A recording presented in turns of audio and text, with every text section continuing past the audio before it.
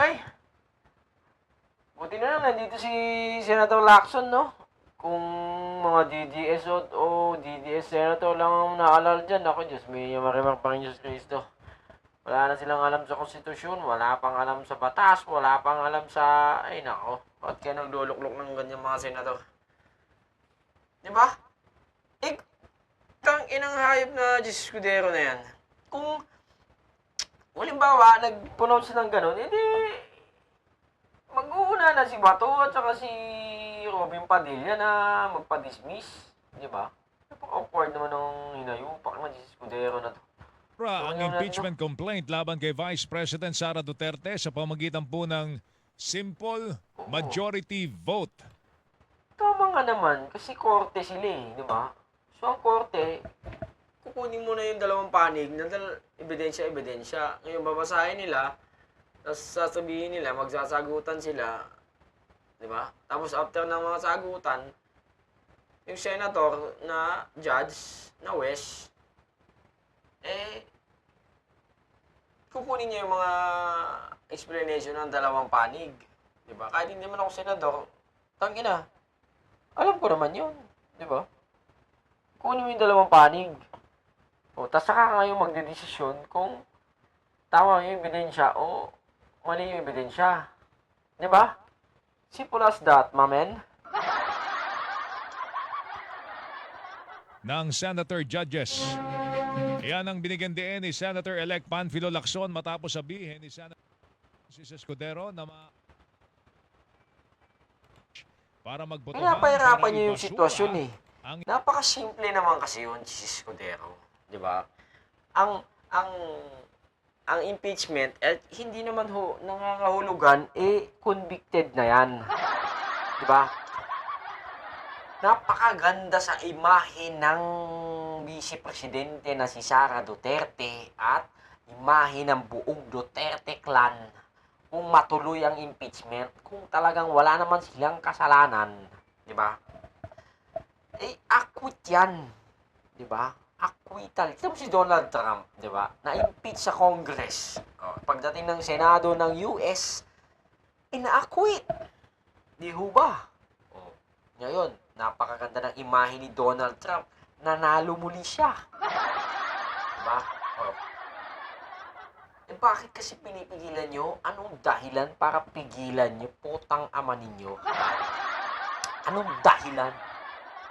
Baka na pigilan ninyo? Bakit hindi nyo na lang ituloy para matapos na? Anong matatapos natin sa mga trabaho natin, mga buhay natin kung wala tayong inuumpisahan? Diba? Napakasimple ni kahit naman ako naman na pinaktanga sa buong kalawakan na to. Alam ko naman yun eh. Diba? Baka po pwedeng wag na kayong maging huwes. Yung Supreme Court na lang maging huwes. Diba? Maging judge. Baka pwede natin balangkasin yung 1987 Constitution Article 11. Tanggalin natin dun yung magiging judge yung mga senator. Ha? Baka pwedeng Supreme Court na lang maging judge. Diba? Again, uulitin ko ho mga kababayan, mga senators, mga senatong dyan. Ang imahe ho ng Duterte clan o ni Duterte, Sara Duterte, ay lalong gaganda at gaganda ho lalo. Kung matuloy ho ang impeachment na yan, lalo't pinag-aalandakan naman po ng mga sangkalibutan, mga supporters po ng mga Duterte clan. Pinag-aalandakan po nila sa buong kalawakan na wala ho silang kasalanan. Paano ho natin i-determine na wala kayong kasalanan kung hindi tayo magtatrial, di ba? As simple as that. Di ba? Ang impeachment complaint kahit hindi ito dumaan sa paglilitis. Pero ayon kay Lacson, katawa-tawa. Para kay Lacson, katawa-tawa ito at Tama. hindi naaayon sa saligang batas. Hindi po pwedeng mag-move o Ano ba kasing binabasa ng mga DDS senators na saligang batas? Baka saligang batas ni Kibuloy o saligang batas ni Duterte. Baka yun ang binabasa nila. Ba't hindi nyo kaya tanongin? Di ba? Ang binabasa ng kabilang faction.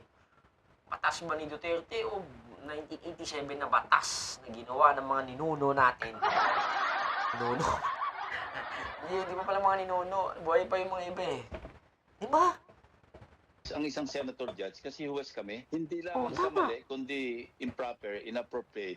At katawa-tawa. Ano, sasabihin ng judge, I move to dismiss. Oo. Pagkatapos siya rin ng pupupok, this case is dismissed. Oh, Di ba tama, di ba?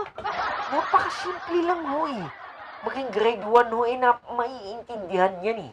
Maiintindihan yan eh.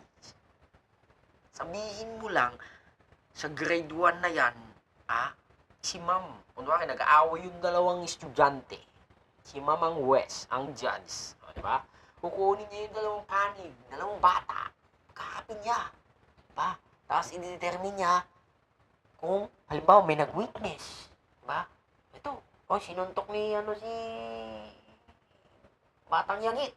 Tapos yung isa naman, sinuntok ako ni, asan ang ebidensya na sa witness? Diba? Ayun, CCTV. Ayun, diba? Eh, ginawa yung CCTV, pinakita to sa yan. Ikaw, Batang Yagit, sinuntok mo talaga si Batang Tunggol. Diba? Ayun.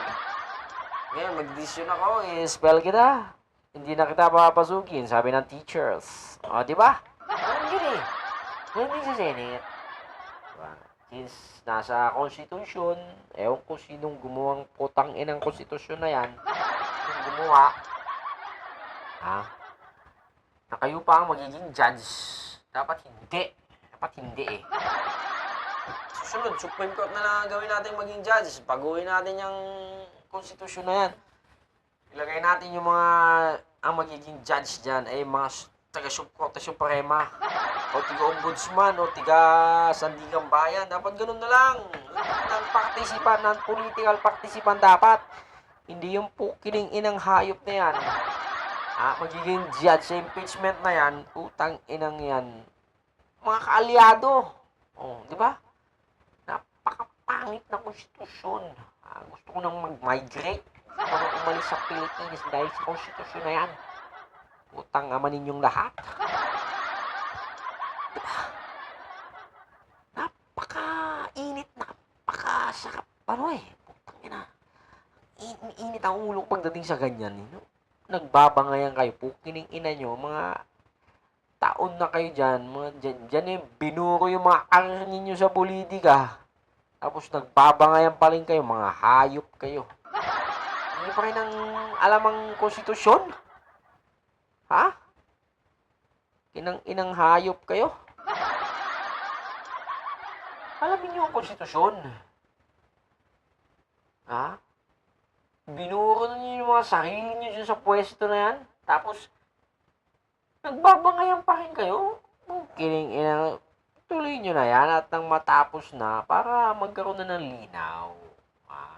Kung ma-quit si Sara, ma-convict si Sara, tapos susuportahan pa rin ng mga DDS, wala na tayong magagawa doon. Gawin natin yung mga DDS, pagbubuhaan, pagkaagis natin sa mukha ni Sara, doon sa kulungan ni Sara, sipain natin yung mga DDS yun para magsama-sama na sila lahat sa kulungan. Ganun ang mga hayop nito. Napakatalpula nung mangmang talagang gumawa ng konstitusyon na yan. Biruin mo, kung magiging judge yung mga kakambi mong hayop ka. Napakapangit. Numbers game ang tawagan dyan pag ganyan yan, di ba? Sino bang gumawang hayop pag gumawa ng konstitusyon na yan? Pasensya na. Napagbuntungan na kita ng galit ko eh. Tangina. Tuloy nyo na yan.